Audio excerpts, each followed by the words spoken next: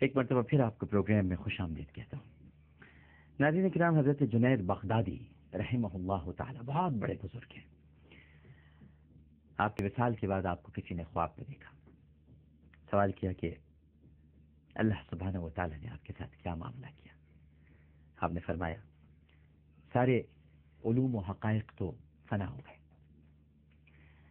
یہاں کچھ کام نہ آئے، اگر کچھ کام آیا تو وہ صرف 2 چھوٹی چھوٹی رکعتیں کام آئیں جو میں آدھی رات کو پڑھا کرتا تھا، یعنی تہجد۔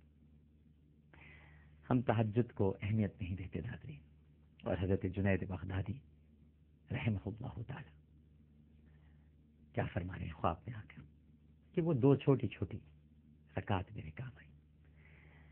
حضرت بایزید بستانی رحمہ اللہ تعالی، ان کو بھی کسی نے بعد از وصال خواب میں دیکھا اور پوچھا کہ آپ کے ساتھ کیا معاملہ ہوا؟ فرمایا جب پیش کیا گیا تو پوچھا گیا کہ اے بایزید کیا لائے؟ بڑا دربار ہے، اے بایزید کیا لائے؟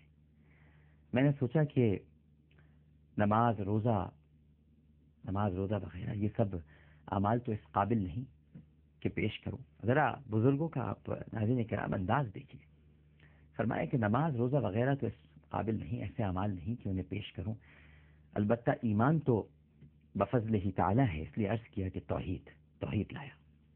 ارشاد ہوا اچھا وہ دودھ والی رات یاد نہیں؟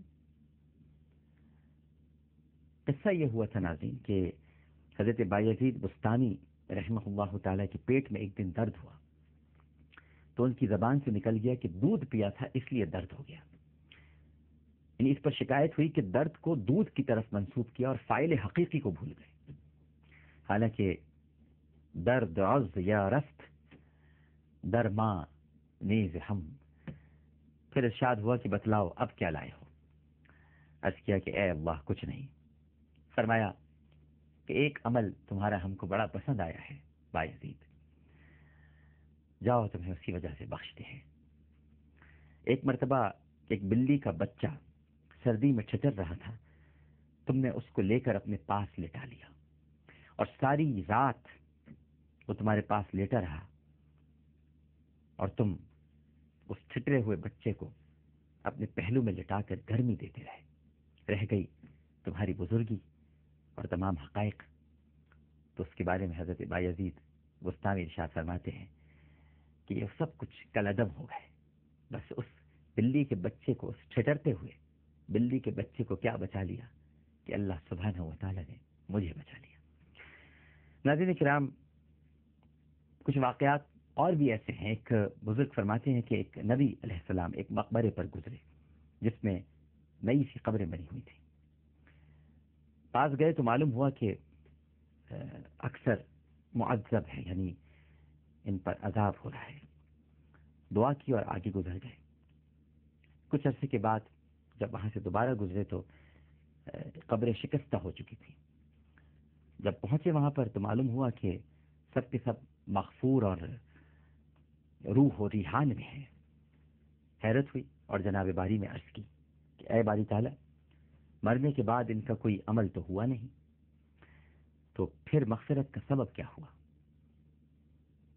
اللہ سبحانہ و تعالیٰ نے ارشاد فرمایا کہ جب ان کی قبریں شکستہ ہو گئیں اور کوئی ان کا پوچھنے والا نہ رہا تو مجھے ان سب پر رحم آیا اور میں نے ان کی مغفرت کر دی۔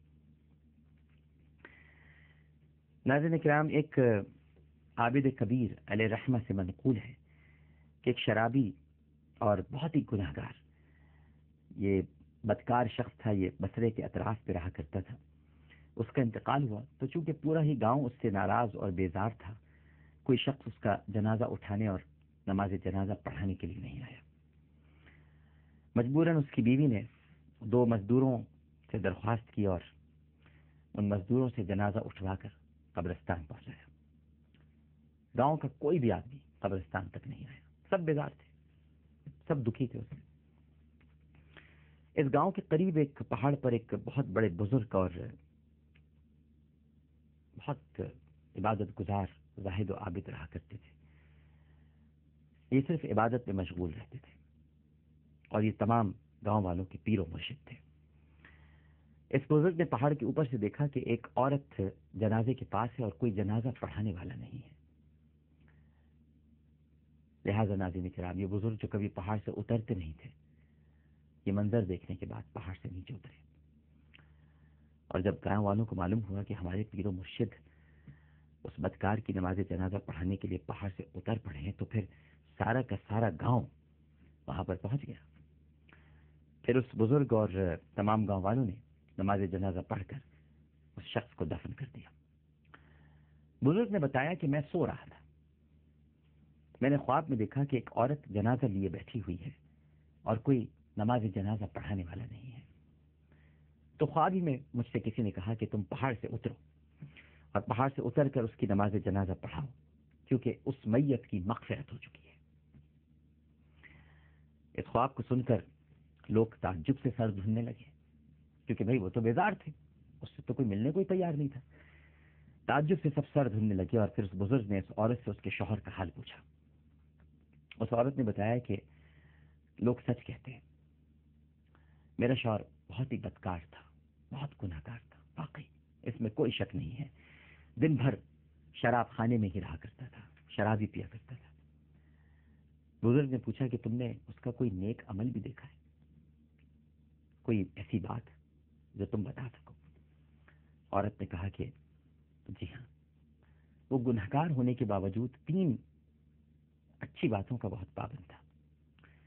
ایک تو یہ کہ وہ رات بھر شراب خانے میں شراب پیتا تھا، مگر صبح اس کا جب نشہ اتر جاتا تھا تو وہ اکیلا زار و قطار رویا کرتا تھا اور یہی کہتا تھا کہ اے میرے رب، تو جہنم کے کون سے گوشے میں مجھ خبیث کو ڈالے گا؟ یہ سن کر بزرگ اس کی مغفرت کا راز سمجھ گئے اور پھر وہ اس میت کے لیے دعائیں کرتے ہوئے پہاڑ پر چڑھ گئے. ناظرین کرام، اللہ کی رحمت سے کیسے مایوس ہو جائے. آپ دیکھیے کہ گنہگار تھا، لیکن گناہ کے بعد رو رو کر اپنے آپ کو خبیث کہتا تھا اور اللہ سبحانہ و تعالیٰ کے حضور فریاد کرتا تھا کہ میرے رب، جہنم کا کون سا کونا ہوگا جہاں تو مجھے ڈالے گا؟ اللہ کو اس کی ادا ہی پسند آ گئی کہ ڈرتا تو ہے، کم از کم اسے یہ تو معلوم ہے کہ اس کا کوئی رب ہے. یہاں تو بدقسمتی سے شہر کے حالات اور ملک کے حالات ایسے ہیں کہ ٹارگٹ کلرز تو یہ بھی بھول گئے ہیں کہ ان کا کوئی رب ہے. بس آتے ہیں، نکلتے ہیں اور کسی مسکین کو، لاچار کو، بے بس کو گولی مار کے چلے جاتے ہیں. خود کش حملہ آور آتے ہیں، اپنے آپ کو پھاڑتے ہیں اور کئی لوگوں کی لاشیں کوئی دیوار پر گوشت کا ٹکڑا چپکا ہوا ہے، کسی کا دھڑ الگ ہے، کسی کا سر الگ ہے. یہ سب بھول گئے ہیں کہ ان کا کوئی رب ہے، لیکن اسے معلوم تھا کہ اس کا کوئی رب ہے. اللہ تعالی ہم سب کو توبہ کی توفیق عطا فرمائے. پروگرام پیش کرتے ہوئے کوئی غلطی، کوئی سہو تو اپنے رب کے حضور معافی کا خواستگار اور توبہ کا طلبگار ہوں، اور میری کوئی بات آپ کی طبیعت پر گرا گزری ہو تو آپ سے بھی معافی چاہتا ہوں. انشاءاللہ زندگی رہی تو کل اسی وقت، اسی چینل اور اسی پروگرام کے ساتھ دوبارہ حاضر ہوں.